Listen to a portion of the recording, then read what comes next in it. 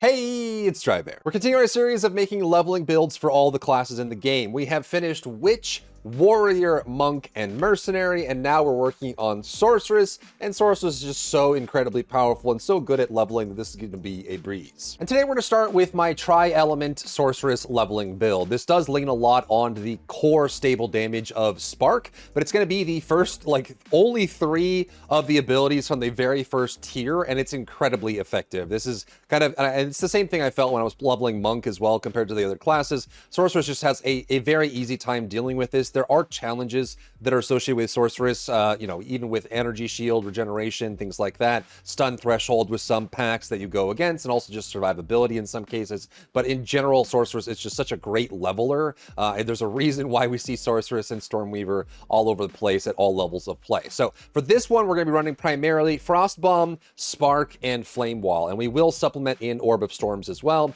But what's great about the Sorceress side of the skill tree is that there are a ton of nodes that give spell damage, but also damage if you've ignited recently, damage if you've chilled recently, damage if you've shocked recently, and then damage per ailment on target. So you can get a large, 100 to 250% damage just because you're doing all 3 elemental ailments simultaneously, and we can do that with Flame Wall, which applies Ignite. Shock will be applied through Orb of Storms or through Spark mostly, and we'll also get the Chill and the Freeze from the Frost Bomb.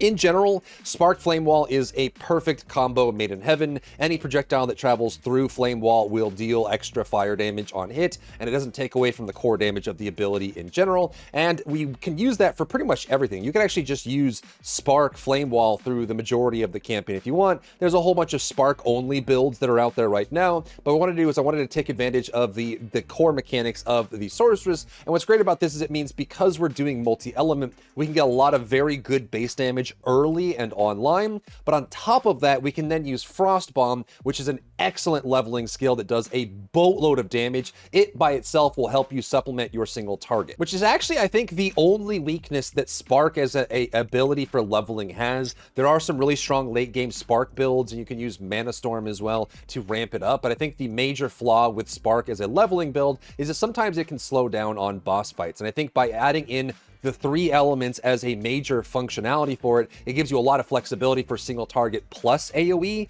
and some variety in the gameplay as well. So you just put down the Flame Wall, put down the Orb of Storms, and spam Spark, and then just use Frost Bomb on cooldown. And that extra little bit of Frost Bomb will help you chew through single target to burn through bosses and rares that might have a little bit extra XP. I even had this build when I was doing my trial. I ended up getting the 50% extra HP on all monsters, including the boss, and we still burned through it no problem. Whereas I feel like a Spark build would have taken a lot longer to clear that. It still gives you a lot of area damage, a lot of burst damage as well as some pierce damage from the Spark flying through it all over the place. Plus, it's kind of fun to look at, and it gives you a lot of flexibility for surviving through freezing bosses, stunning bosses, doing the full heavy stun plus the burst damage as well. You can see even when the Frost Bomb goes off, we boom. It's not the fastest bosser in the game, but it is one of the faster mobbing builds in the game, and by having this here, it all comes together. Of course, we have the handy dandy one sheet here, which has all of the skills, the support gems, the focus for the weapon stats,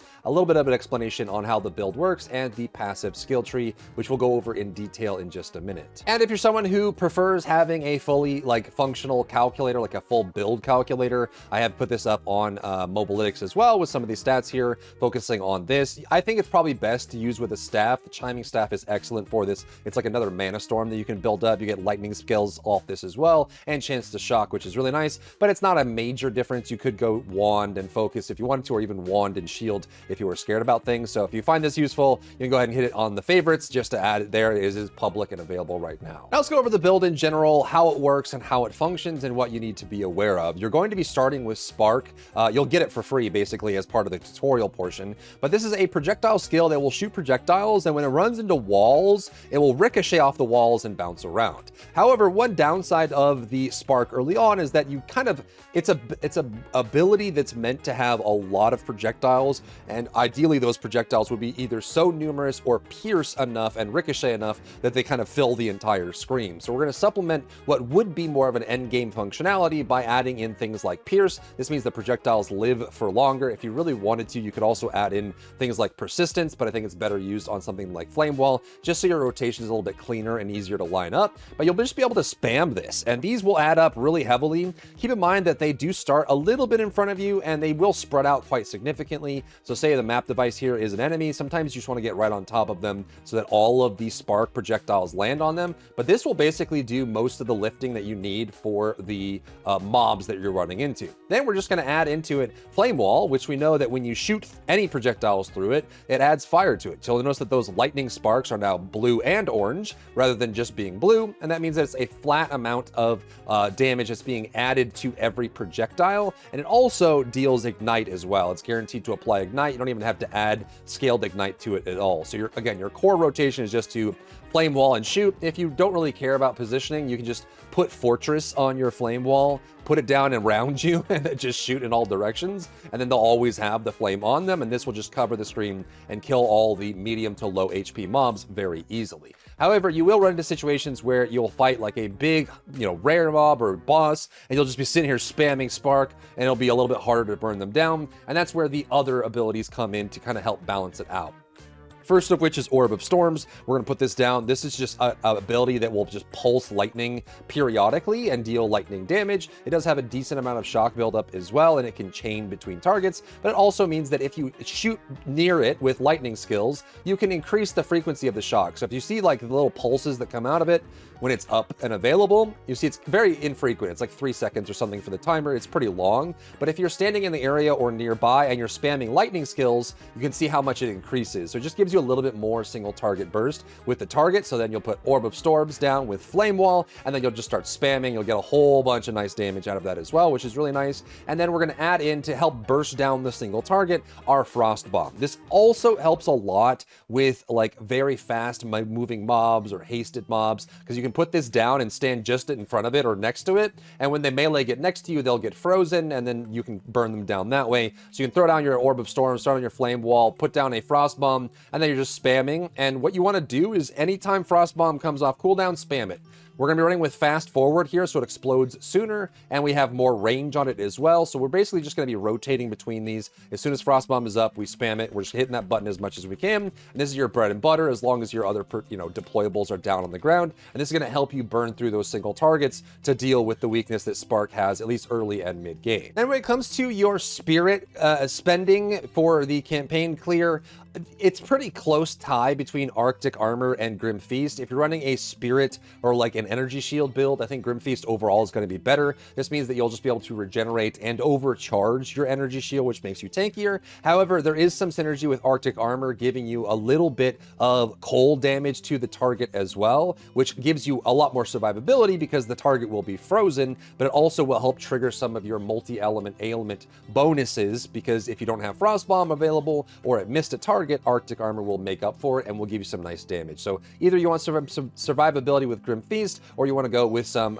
extra damage opportunity with Arctic Armor, which has some indirect survivability because enemies that melee you will get frozen. Moving on to the passive skill tree. I tried a whole bunch of different variations here. Overall, I think the most obvious one is just to go spell damage up through here, get to your tri-element here, and I even tried going, lightning damage, cold damage, fire damage, with chance to ignite, chance to freeze, and chance to shock as well. And I felt like this is actually a very easy thing to get on, but I actually felt very limited by cast speed while leveling. I think cast speed is actually one of the best things you can get. So these three nodes felt the best to me. If you care more about damage than cast speed, you can go through these nodes here. You can even just start with doing lightning damage and head out, which will save you like 1 skill point in general, which is nice. But personally for me, the cast speed is important, not only for being able to get more sparks out on the ground dealing damage, but also because you are doing Frost Bomb, Orb of Storms, Flame Wall into your spark, the more cast speed you have, the more fluid that's going to feel, and you're going to spend less time,